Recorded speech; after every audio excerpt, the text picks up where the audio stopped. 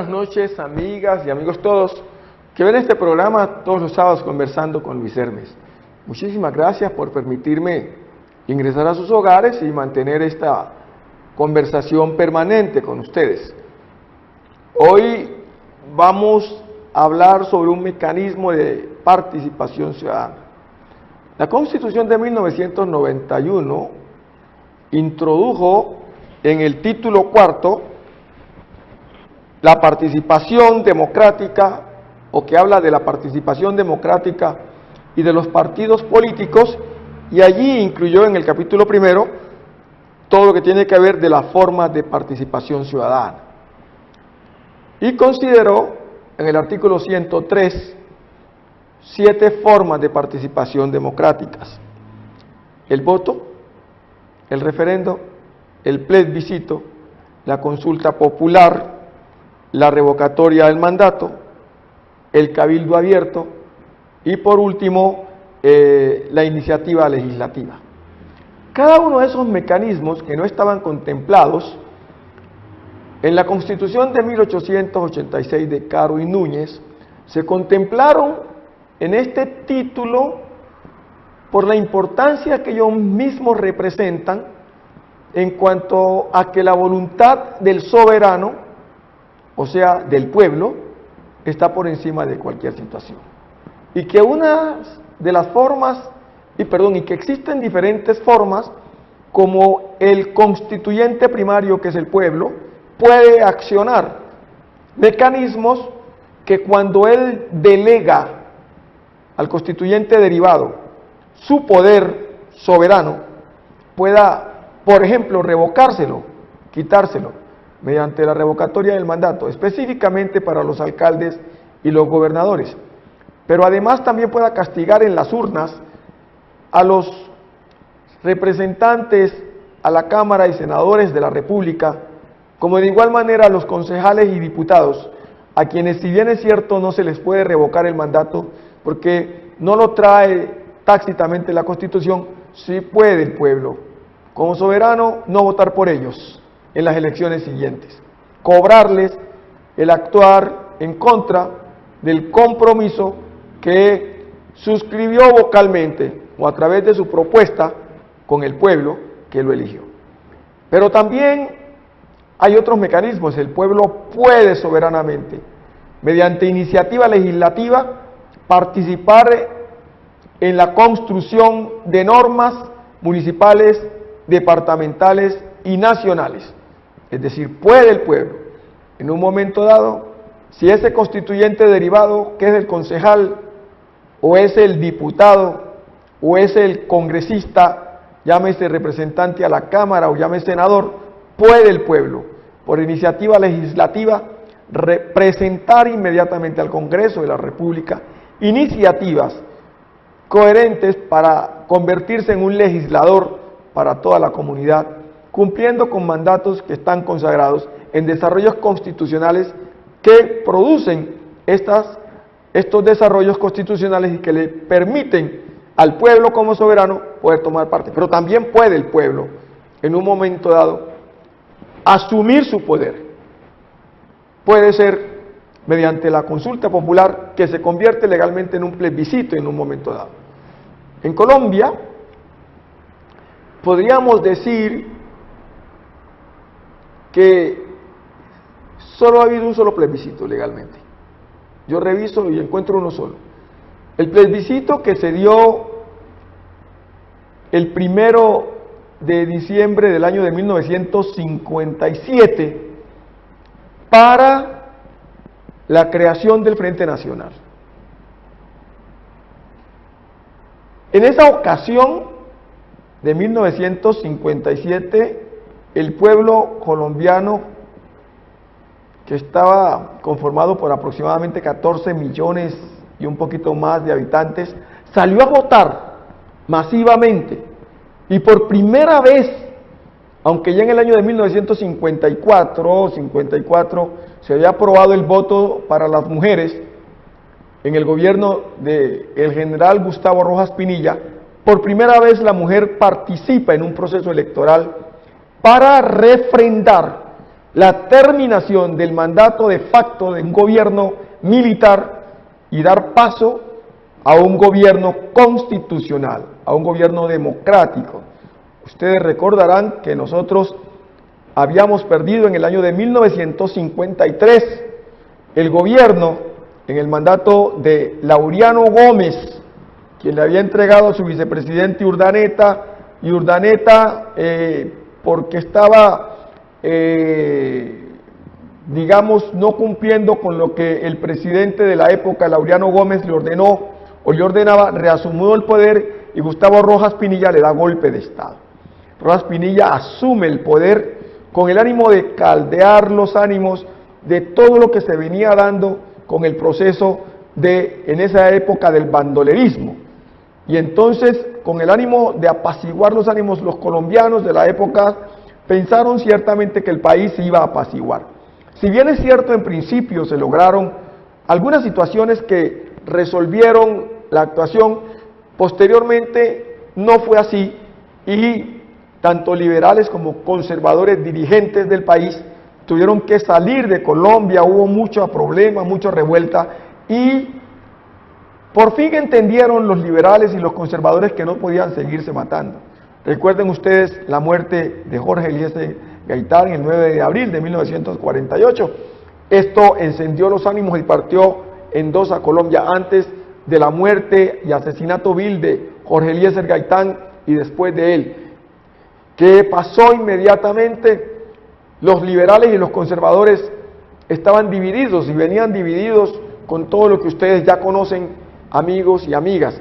Y entonces los liberales que habían tenido que salir del país corriendo ante la persecución de Gustavo Rojas Pinilla y los conservadores que también lo tuvieron que hacer por la misma razón, ellos que eran enemigos se tuvieron que juntar y en España en el año de 1956 se reunieron en Benidorm y allí empezaron ellos a tratar de cómo podían resolver el problema de no pelear, de no seguir en esta contienda, de volverse nuevamente a entender que Colombia es una sola y que estaban en la obligación, tanto los unos como los otros, de buscar mecanismos para dirimir este conflicto que mantenía ya al pueblo colombiano también con dificultades bajo una tiranía de un gobierno militar como el de Gustavo Rojas Pinilla, alcaldías militares, gobernaciones militares, en todas las instancias habían milicias para definir la situación del país.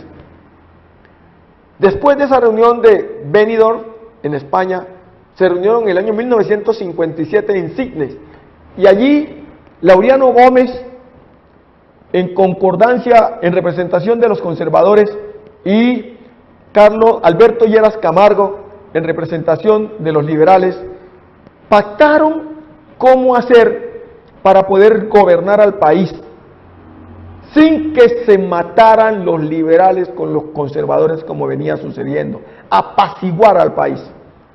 Ya para esa época, en el año de 1957, Gustavo Rojas Pinilla había tenido que ceder el gobierno a una junta de gobierno integradas, entre otros, por el general Deogracia Fonseca, el general Ordóñez, el general Navas, si mal no recuerdo, también el almirante Piedrahíta, cuatro generales y un contraalmirante manejando el país para poder buscar la posibilidad de apaciguar los ánimos, caldear la situación que se vivía.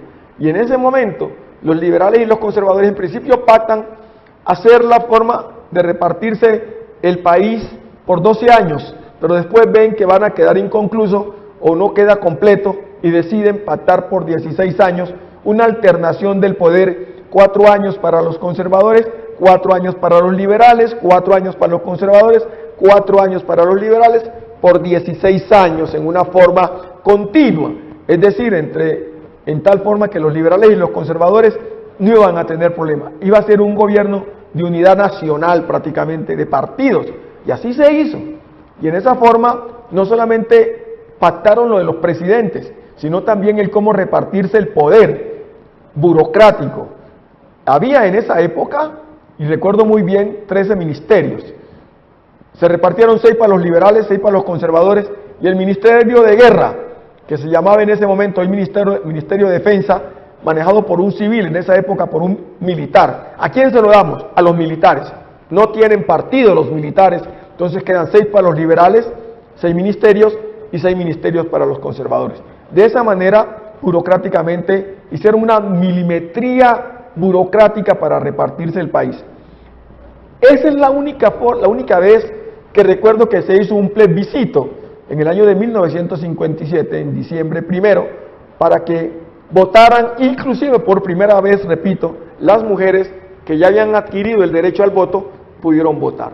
En esta forma se refrendó el plebiscito que permitió la alternancia en el poder durante 16 años, tanto por liberales como conservadores. Y el primer gobierno fue liberal, en cabeza de Alberto Lleras Camargo. El segundo fue conservador. El primer gobierno liberal va de 1958 a 1962. El segundo gobierno fue conservador, va de 1962 a 1966. Fue el gobierno de Guillermo León Valencia. El tercer gobierno fue liberal, de 1966 a 1970. Fue el gobierno de Carlos Lleras Restrepo. Y el cuarto gobierno fue conservador. Conservador, gobierno que tuvo el padre de Andrés Pastrana, Misael Pastrana Arango. Entonces, allí, Misael Pastrana Borrero, perdón, allí estaban los 4 gobiernos de los partidos del Frente Nacional. De esta manera podríamos decir que es el primer y único plebiscito. También se considera como un plebiscito. Yo no lo considero mucho como plebiscito, con mucho respeto de los profesores de Constitución. Yo lo considero más bien como una consulta, porque fue la toma del pueblo en una forma masiva a través de la llamada séptima papeleta, y si eso se considera, digamos, que fue el segundo plebiscito, repito, guardo respeto por eso, pero tengo mis dudas si se podría considerar como un plebiscito, pero bueno, considerémoslo como tal, el de la séptima papeleta, que dio al traste con lo que se estaba viviendo el país en ese momento, ese caldo de cultivo entre la guerrilla, lo que tenía que ver con bueno, digámoslo de esa manera también, que tenía que ver con los paras, que ya eran las autodefensas, que ya también estaban apareciendo, lo que tenía que ver con el narcotráfico en forma alarmante, Pablo Escobar, y todo esto sobre lo que se quería hacer, sobre la extradición, que no aceptaban de ninguna manera que esto se hiciera, y todo lo que se vino allí con el vil asesinato del candidato presidencial Carlos Galán, que dio al traste que el pueblo ya no aguantaba y dijo, no, aquí tenemos que hacer alguna revuelta y cambiar esta constitución que ya no sirve, que ya nadie la respeta. En esa época teníamos los jueces sin rostro, una cosa rarísima, una figura que se creó muy rara, que no se conocía en el mundo, que los jueces tenían que disfrazar sus voces para poder juzgar, hacer justicia.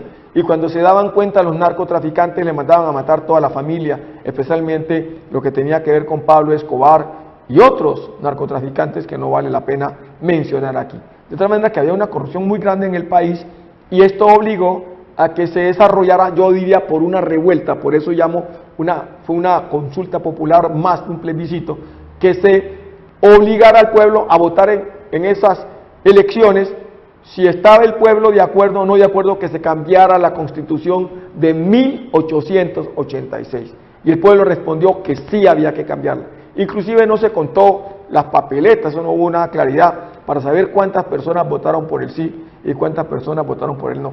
Devolviéndome al primer plebiscito, debo reconocer que también hubo oposición, muy poquita, porque en esa época estaban habilitados para votar, de los 14 millones que tenía Colombia, aproximadamente 6 millones de colombianos, entre colombianos y colombianas, porque por primera vez votaba la mujer, y votaron 4 millones 600 o 4 millones 300 mil más o menos, por una votación de casi el 71% de los colombianos. Estoy hablando para que se tenga en cuenta lo que vamos a decir más adelante. Fue una votación masiva, pero 250 y pico mil de colombianos votaron por el no en esa plebiscito que se hizo en ese momento. Entre otros estaba la gente de Mariano Ospina, Alzate Avendaño, que decían que eso era para repartirse el poder entre liberales y conservadores. Recuerde que Mariano Ospina, aunque era conservador, no se llevaba bien con Laureano Gómez. Había una división dentro del Partido Conservador. De tal manera que, pues, la historia hay que refrescarla para conocerla y no repetir los actos. Hoy hablamos del plebiscito. Y el gobierno nacional logró que la Corte Constitucional aprobara casi por unanimidad 2 votos en contra o 2 abstenciones para algunas cosas, pero en sentido general todos, de que se aprobara el plebiscito tal como venía del Congreso de la República con la representación que el gobierno le había dado. El presidente de la República, tan pronto como supo de la aprobación del plebiscito por la Corte Constitucional, salió a los medios y el señor presidente de la República, esto fue lo que dijo. De allí nos vamos a colgar para seguir en este análisis que, por lo demás, he tratado de hacerlo solo para que ustedes se informen qué es lo que ocurre en el plebiscito, porque sin esto no puedo traer invitados para hacer conversatorio sin que ustedes tengan una información. Escuchemos al señor presidente de la República. La Corte Constitucional dio su aprobación para que los ciudadanos podamos decidir en las urnas sobre el futuro de la paz. Esa fue mi promesa desde el inicio del proceso. Ese fue un compromiso solemne con mis compatriotas. Me comprometí con ustedes a hacerlo porque la paz es un propósito y un objetivo nacional de todos los colombianos sin excepción. No es simplemente una responsabilidad y un deber del presidente o del gobierno nacional. La paz se construye entre todos y para todos. Es un camino que debemos escoger y recorrer los colombianos desde San Andrés hasta el Amazonas, desde La Guajira hasta Nariño. La contribución de todos, jóvenes y adultos, mujeres y hombres, sin importar su ideología, es necesaria para construir esa Colombia que queremos. Una Colombia en paz, libre de las cadenas del sufrimiento y la violencia. Una violencia que por su crueldad y duración nos ha arrebatado hasta la compasión. Una Colombia que nos permita lograr todo lo que nos proponemos. Ese es nuestro norte, es nuestro destino. En ese camino, el punto de partida será la votación popular para aprobar los acuerdos de paz. Será un momento histórico, verdaderamente histórico, en el que tendremos la oportunidad y la responsabilidad de hacer sentir nuestra voz, porque lo que está en juego es de enorme importancia. Probablemente es la decisión de voto más importante que cada uno de nosotros tendrá que tomar en toda su vida. Queremos colocar las bases de un país que deje atrás la violencia para entrar en un camino de respeto y convivencia. Queremos dejar enterrados en el pasado los días terribles donde por una ideología o por maneras distintas de ver las cosas, los colombianos nos enfrentamos a muerte entre hijos de una misma nación. Queremos voltear la página para mirar con esperanza hacia adelante. Queremos acabar con el más largo, el más cruel y el último conflicto armado de todo el hemisferio. Frente a estas preguntas, sabiendo lo que está en juego, no podemos hacernos a un lado y dejar que la decisión la tomen otros. En nuestro país el voto es un derecho, así como lo es no participar. Respeto profundamente ese derecho, pero hay momentos en la vida y en las democracias en los que la indiferencia no puede ser la opción. Este es uno de ellos. Su derecho al voto será más importante que nunca, porque es el voto popular, es el voto de ustedes el que permitirá que el acuerdo se vuelva realidad.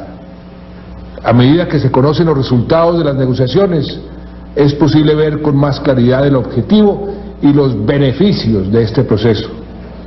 El objetivo es claro: terminar un conflicto cruel y doloroso que ha durado demasiados años y que ha producido demasiadas víctimas, demasiado sufrimiento.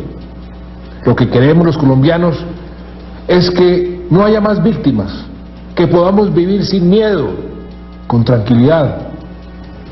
Para ello se acordó el fin del conflicto, el abandono de las armas por parte de las FARC y su entrega a las Naciones Unidas.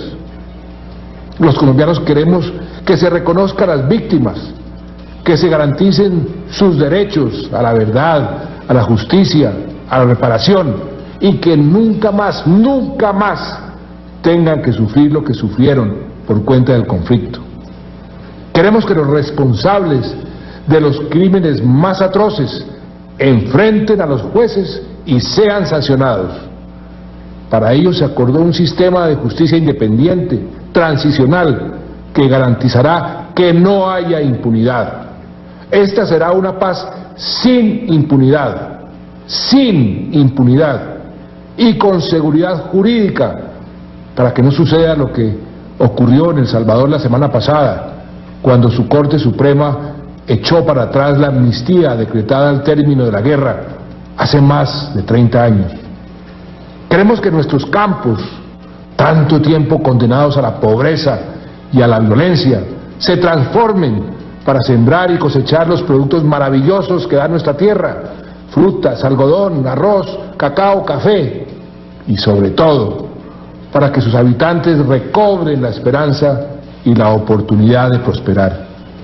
Queremos que a sus terruños puedan volver las miles de familias desplazadas por el conflicto a lo largo de tantos años. Y para lograrlo se acordó todo un plan de desarrollo rural.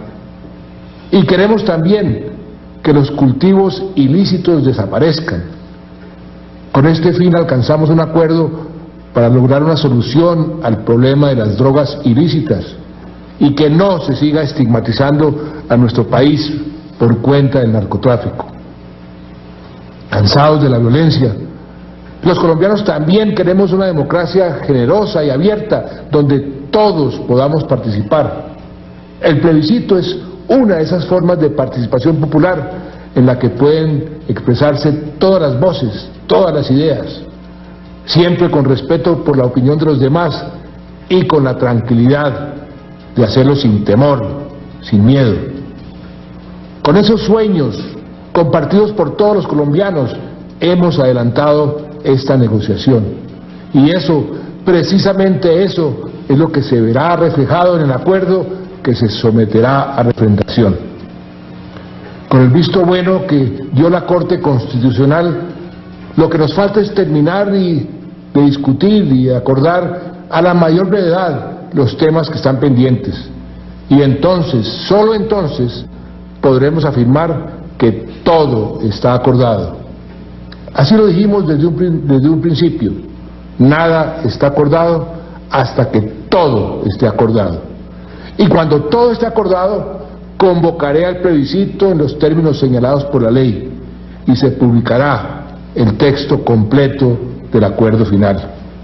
Y será una gran pedagogía para que todos y cada uno de los ciudadanos estén enterados de lo que se acordó y para que decidan libremente, a conciencia y bien informados, si lo apoyan.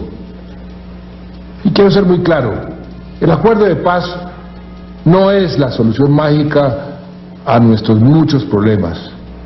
El acuerdo lo que nos permite es liberarnos de un peso, de un gran peso, de un ancla que nos frena, que no nos deja hacer todo lo que podemos hacer juntos los colombianos. Nos permite liberar todo el potencial de esta gran nación que tenemos y que somos. Así debemos verlo, así debemos valorarlo y apreciarlo. Esta es una oportunidad única para cambiar el rumbo de nuestra nación en beneficio de nuestros hijos, de nuestros nietos, y dirigirla hacia un destino de paz, con más equidad, más oportunidades, mejor educación. Hoy, cuando estamos cada vez más cerca de alcanzar el acuerdo final, cuando se le ha dado luz verde a que seamos los colombianos los que aprobemos con nuestro voto el acuerdo de paz.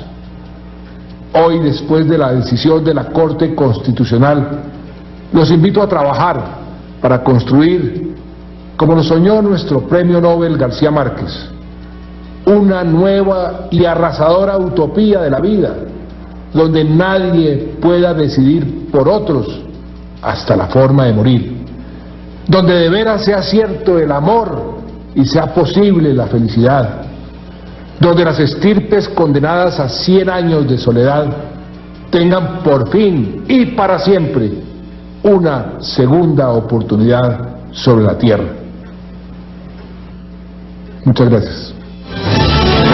Esta fue la intervención del señor presidente de la República para anunciar justamente que la Corte Constitucional, prácticamente sin reparos, solo en unas partes que vamos a comentar ahora, aprobaba el plebiscito, yo llamaría plebiscito para la paz de Colombia.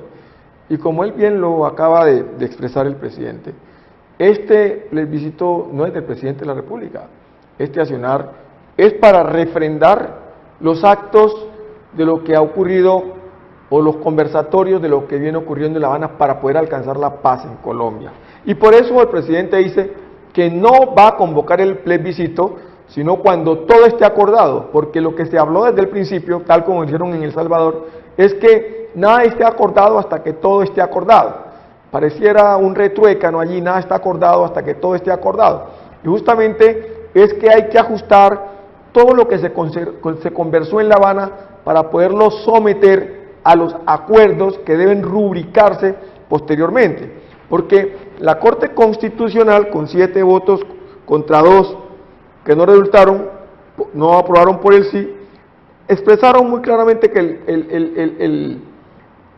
el plebiscito será vinculante únicamente para el presidente de la República, porque fue justamente él quien lo presentó y no vincula a los demás órganos del Estado, Poder Legislativo, Poder Ejecutivo, pero desde luego todo lo que se va a hacer allí, lo que se va a aprobar en la refrendación, que se bajó justamente el umbral a 13%, que indicaría que deben votar por el sí aproximadamente 4.516.000 colombianos más o menos, o 550.000 colombianos deben votar por el sí para que el plebiscito sea aprobatorio. Si ese plebiscito se vota de esa manera y votan 4,5 millones de colombianos por el sí, el plebiscito queda aprobado en esa instancia, de tal manera que el presidente de la República está con la libertad por mandato del constituyente primario para que esas facultades extraordinarias que se le ha dado valore a través de poder refrendar y remarcar que lo que se aprobó y lo que se refrendó en La Habana va a estar avalado porque en el Congreso de la República los honorables congresistas votaron por las normas que el presidente de la República les va presentando para que apruebe el Congreso, diga sí o no sobre lo que se conversó en La Habana, para que esos acuerdos así tratados se refrenden y puedan pasar a través de una ley a validarse para que luego vayan a La Haya, tal como se ha dicho, a Ginebra, tal como se ha dicho, y se refrenden a través de la ONU para que no vaya a suceder lo que pasó en El Salvador, donde 30 años después, como no se elevó a esto, al bloque de constitucionalidad, cualquier gobierno los puede mover, no los podrá mover absolutamente nadie. Los acuerdos que a eso se llegue quedarían petros allí y ningún gobierno podría moverlos. La única forma de movilizarlos sería a través de otro plebiscito, reunirse el pueblo colombiano en otro plebiscito para poder votar si niega lo que ya antes había aprobado, porque ya tiene un mecanismo de validez. Y si lo refrendan y quedan validados internacionalmente, el derecho internacional prima en los tratados y convenios internacionales, priman en el orden interno, de tal manera de que no se podrían modificar. Y había tranquilidad jurídica y tranquilidad para aquellas personas que han dejado las armas.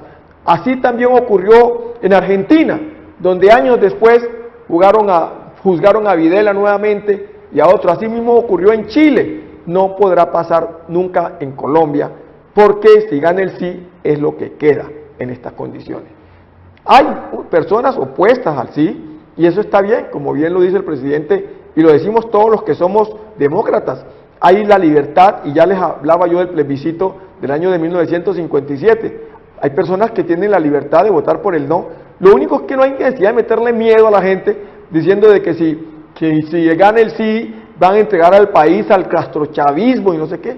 Una cantidad de mentiras, de falacias, que no son verdaderas, que no tienen sentido, pero que asusta al pueblo que no conoce el ordenamiento constitucional. No es cierto. Por el contrario, el país se va a liberar de una guerrilla la más larga en cuanto a lucha guerrillera en el mundo entero. Más de 52 años metidos en la guerra. Si tomamos solamente el año de 1964, cuando en el gobierno del Frente Nacional, en el gobierno de Guillermo León Valencia, de Marquetalia, salió Tirofio como con 42 hombres y una mujer para poder iniciar ya en una forma muy clara y muy concreta lo que fue la FARC, que hasta ahora todavía lucha. Por eso se habla de 52 años, pero es mucho más atrás de donde nosotros tendríamos que hablar. Colombia tiene más de 60 años de estar en la guerra, muchísimos más, y por esa razón creo que ha llegado el momento de que terminemos con esta guerra, y especialmente con este grupo armado que llegó a tener más de 38.000 hombres alzados en armas. Hoy se habla de que son 8.000, porque nadie puede desconocer que el gobierno anterior, donde fue Juan Manuel Santos ministro de Defensa, les dio muy duro, y precisamente si hoy en La Habana se está negociando es porque la FARC está diezmada, pero no quiere decir con eso que esté acabada. Miren lo que está pasando en Alemania, miren lo que está pasando en Francia, miren lo que está pasando en varios países del mundo. Está pasando algo raro. Para hacer una guerra, la ETA no tuvo tanta gente como ha tenido la FARC o el ELN. ¿Y cuánto daño hizo?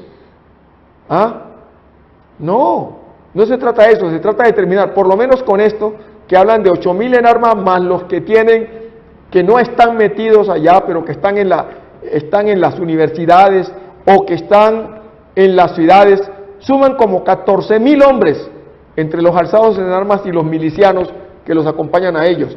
Por esa razón tenemos que acabar esta guerra con estas personas, que permitiría que podamos ingresar a los campos. ¿Cuántas hectáreas en este momentito se tienen perdidas por desplazamiento o porque la guerrilla no deja entrar a la gente? Se habla de más de 3 millones de hectáreas, un terreno mucho más grande que todo el estado de Bélgica, toda una nación, que estamos perdiendo precisamente por esta razón de esta cruenta guerra que estamos viviendo. ¿Cuánta minería ilegal se está adelantando por esta misma razón? Cantidades, más de 1.200.000 hectáreas de tierra que están justamente sometidas a lo que llamamos nosotros la utilización del mercurio y otros productos que se necesitan para lavar el oro y detenerlo, y cuánto daño le hacen a la poca, podríamos decir, agricultura que se viene haciendo en estos momentos, porque no se puede ingresar a hacer agricultura porque la guerrilla no da oportunidad.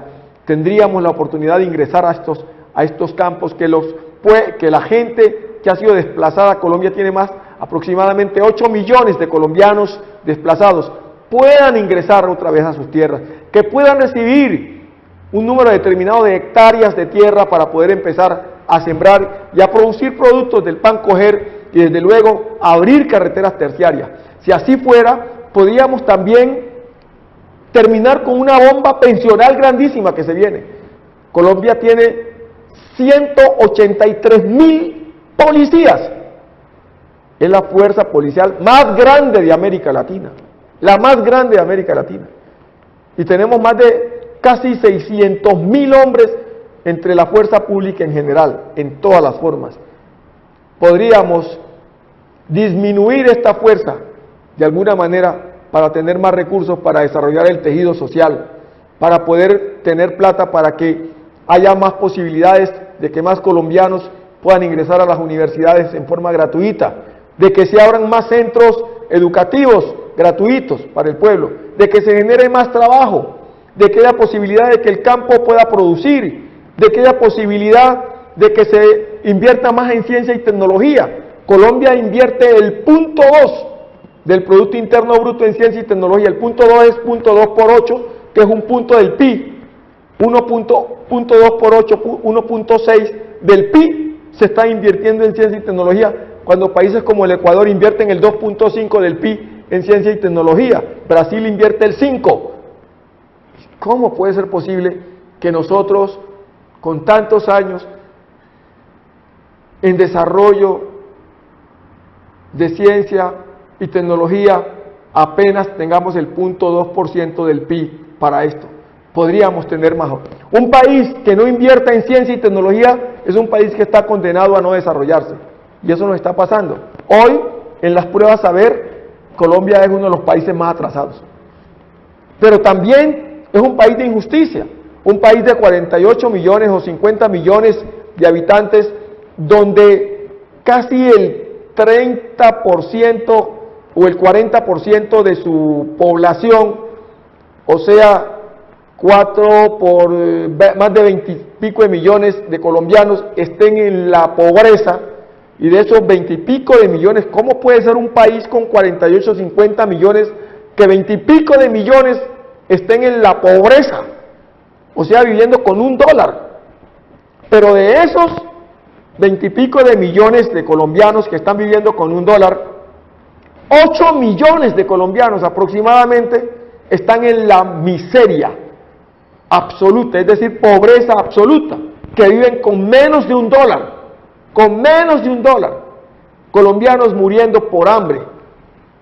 Nosotros podríamos perfectamente, el gobierno, el Estado, podría tener más recursos para invertir y menos para la guerra, más para el tejido social, más para la educación, más para la ciencia y tecnología, pero además que no sigamos matándonos entre colombianos y colombianas, que exista la posibilidad de que podamos salir por las calles y de nuestros pueblos y por nuestros campos con toda la tranquilidad y aprovechar tanto que se podría hacer en ecoturismo.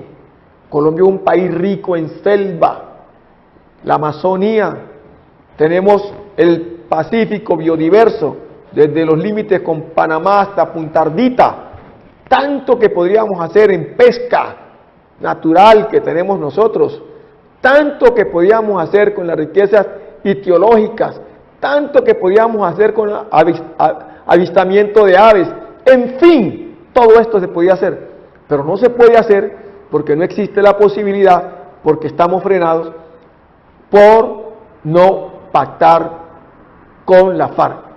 No quiere decir que la bomba de la guerrilla se va a acabar, no, también hay que pactar con el ELN, es importante hacerlo, pero si uno deja de pelear con uno grandote, se lo saca de en medio, se lo saca de encima, para empezar a pelear con los más pequeños es mucho más fácil, pero si tengo que pelear con este grandote y con estos otros pequeños, va a ser imposible que el país pueda salir. Hay que ir poco a poco. Salimos ahora de la FARC.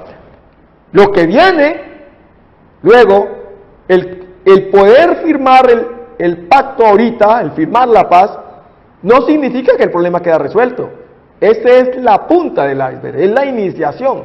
De ahí arrancamos para el posacuerdo, para buscar la posibilidad de las soluciones de todo lo que se haya pactado en La Habana. Y desde luego, el acto legislativo que se aprobó en la Corte Constitucional, de que era también válido, le da las herramientas al gobierno nacional para poder ejecutar o poner en acción lo que se pacte en La Habana.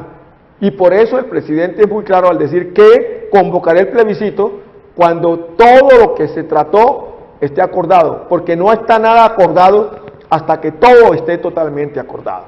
Y desde ese punto de vista, lo que ocurrió el 20 de julio fue justamente que el señor presidente de la República se presentó para decirle a los colombianos,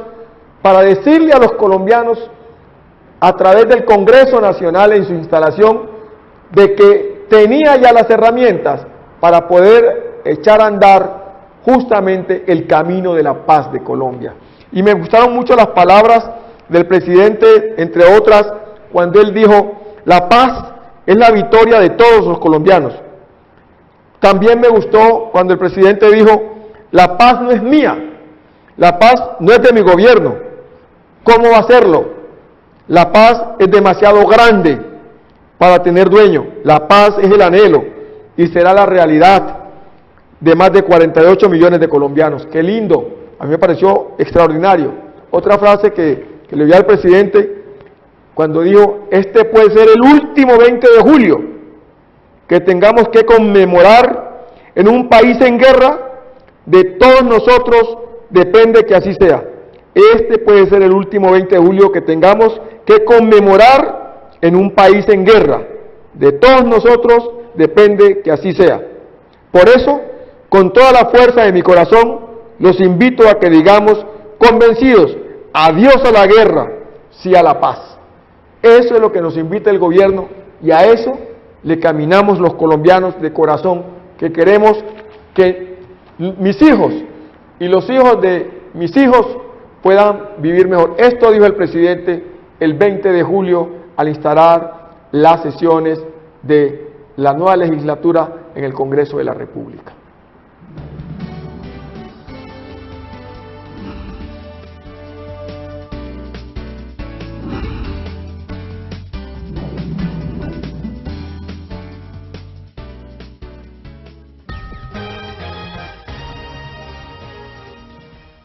Hace justamente 2 años, en este mismo recinto, este recinto sagrado de la democracia, pronuncié una frase que hoy puedo decir que fue profética.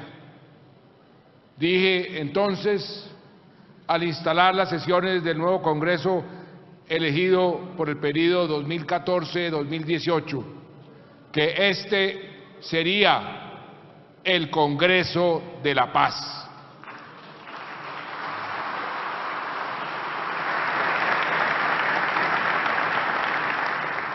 Qué bueno volver hoy al más alto cuerpo legislativo de Colombia para decirles, honorables senadores, honorables representantes, con gratitud en el alma, una gratitud que representa el sentimiento de millones de colombianos que han cumplido. Gracias, muchas gracias, Congreso de Colombia, por ser el Congreso de la Paz.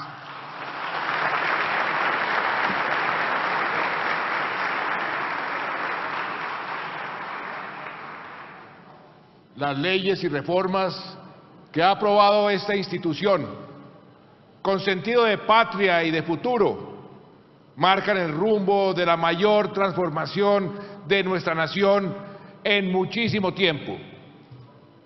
Su trabajo, en conjunto con el Gobierno Nacional y con otras instancias del Estado, ha pavimentado el camino de la paz y la reconciliación de los colombianos, que es como decir el camino de vuelta a la normalidad. Porque por más de medio siglo no hemos sido un país normal. Por más de medio siglo hemos cargado con el lastre de un conflicto armado interno que nos genera el estigma de ser el país diferente del continente. Mientras otros han superado dictaduras y duros tiempos de violencia, nosotros seguíamos enredados en una confrontación contra la más grande y más antigua guerrilla del hemisferio, como si el fin de la Guerra Fría no hubiera sido notificada en nuestro suelo. Teníamos que soltar este lastre, Teníamos que quitar este obstáculo del camino de nuestro desarrollo y nuestro progreso social.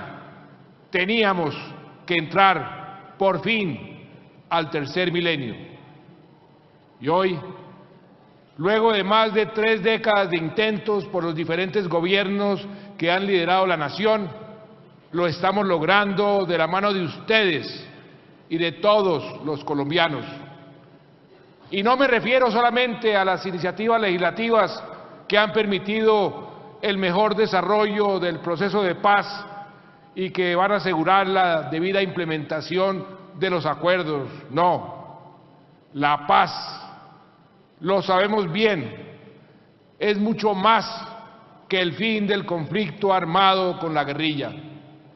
La paz exige también reformas que garanticen un mayor desarrollo, una mayor equidad, una mayor convivencia en nuestra nación. Y esas reformas las hemos hecho juntos, no solo desde el año 2014, sino desde el año 2010, cuando muchos de ustedes acompañaron iniciativas de enorme trascendencia. La historia examinará el trabajo del Congreso de la República en estos 2 períodos y no me cabe duda de que hablará de un Congreso que produjo las iniciativas más progresistas de su tiempo y que avanzó más que ninguno en la garantía de los derechos de los colombianos. En las últimas 6 legislaturas, el Congreso y el Gobierno nos la hemos jugado por una agenda que está cambiando para bien la vida de nuestros compatriotas, por las víctimas, que por fin tienen una ley y unas instituciones que velan por sus derechos, que avanzan en su reparación y en la devolución de sus tierras despojadas, por las regiones que han mejorado su capacidad de gestión y la equidad de sus ingresos con las normas como la reforma a las regalías y la ley de ordenamiento territorial, por la solidez de nuestra economía, con legislación innovadora como la reforma constitucional y las leyes que nos imponen una disciplina fiscal, garantizando así unas finanzas sanas y recursos para los colombianos más vulnerables. Tal como les decía, esta intervención del presidente de aproximadamente unos 20 y pico de minutos deja claro lo que yo les venía expresando aquí sobre la posibilidad de la gran inversión. A mí me parece, y repito, que esta es una gran oportunidad para los colombianos, que ya no queremos más seguir con esta guerra innecesaria, fratricida, entre hermanos. A mí me parece que es el momento de acabarla de una vez por todo, y a mí me parece que es el momento de la inversión, a mí me parece que es el momento de que brille el sol de Colombia para todos los colombianos. A mí me parece que ha llegado el momento en que no tanta gente esté en los semáforos, familias enteras pidiendo un pan para poder comer. A mí me parece que ha llegado el momento de desactivar esa bomba guerrillera a fin de poder evitar, y no quiero hacer aquí con esto una apología del delito, ver tantos colombianos que están por falta de trabajo, robando, raponeándole a uno cualquier cosita, que uno va a un cajero a sacar 2 pesos y uno tiene que tener tanto sigilo para evitar que lo sigan o que lo quieran matar por eso, o que le quieran robar el carro, o que le quieran robar la moto en una esquina, o que le quieran quitar la vida por nada. A mí me parece que ha llegado la hora en que pensemos en nuestros hijos. A mí me parece que llegó el momento en que pensemos en los hijos de nuestros hijos. A mí me parece que ha llegado el momento en pensar en la Colombia del mañana, más próspera, más tranquila, con la posibilidad de que la empresa sin chimenea, el turismo llegue a Colombia, se asome de verdad a todas nuestras ciudades, aún a las más pequeñas, a nuestros pueblos, a nuestros campos. A mí me parece que ha llegado el momento del turismo ecológico. A mí me parece que ha llegado el momento del trabajo para todos. A mí me parece que ha llegado el momento de que cada quien tenga algo que defender, un rancho donde vivir. A mí me parece que ha llegado el momento de que tanta gente en los andenes, tanta gente en las calles, tanta gente en los semáforos, haciendo malabares o pidiendo, desaparezca de nuestro país. Una nación es más próspera en la medida en que tiene más gente en las calles pidiendo. Ahí se mide el progreso de un pueblo, el progreso de un país, el progreso de una nación, de un estado. Se mide en la mirada, en la calidad y cantidad de miserables que están en las calles reclamando un pan y que de eso han hecho un trabajo. Tanto es así que unos trabajan 4 horas en una parte y cuando uno llega 4 horas después ya no están esos mismos, hay otros, porque esos ya cumplieron su tarea y se pelean por esas posiciones de dónde pedir una limosna. A mí me parece que ha llegado la hora de la inversión social. A mí me parece que ha llegado la hora de poder vivir en paz. No quiere decir que la paz se va a alcanzar, porque así como hay gente que no se va a reinsertar, habrá gente que reinsertados se desreinserten y regresen en otras formas, pero allí el Estado tiene que aparecer, para que no nos ocurra como pasó con los paramilitares, de donde han aparecido tantos grupos que ya sabemos qué daño le están haciendo a nuestro país, y que estén las armas del Estado para poder combatir a estos que son menos, que tenga la posibilidad de poderlos vencer. Hemos llegado al final de este programa.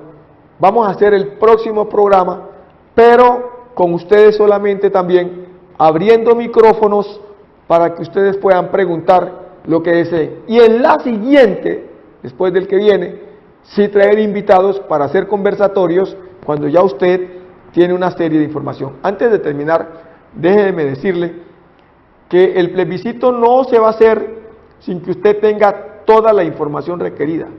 Tanto es así que la misma Corte determinó que el presidente tiene que hacer las explicaciones de rigor a todos y a todas los colombianos, a todos y a todas las colombianas y colombianos, en los idiomas que utiliza Colombia, o sea, los idiomas y los dialectos, que son más o menos 63.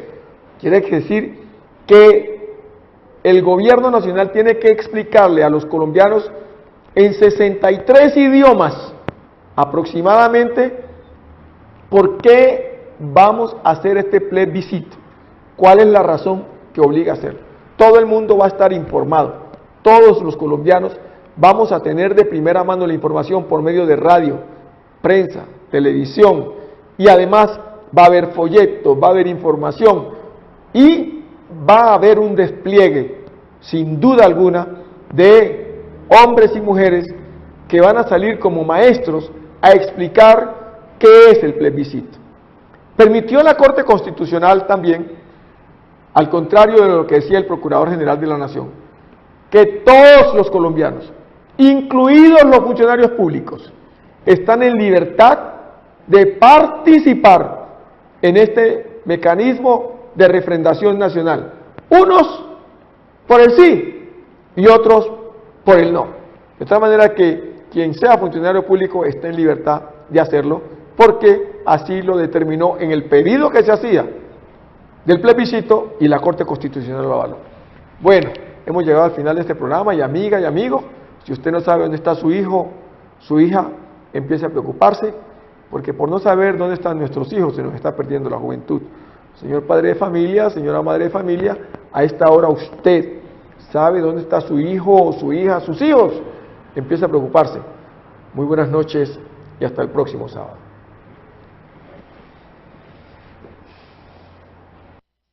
La política, la música, todo Todo está aquí, en el canal C, el canal de la familia colombiana.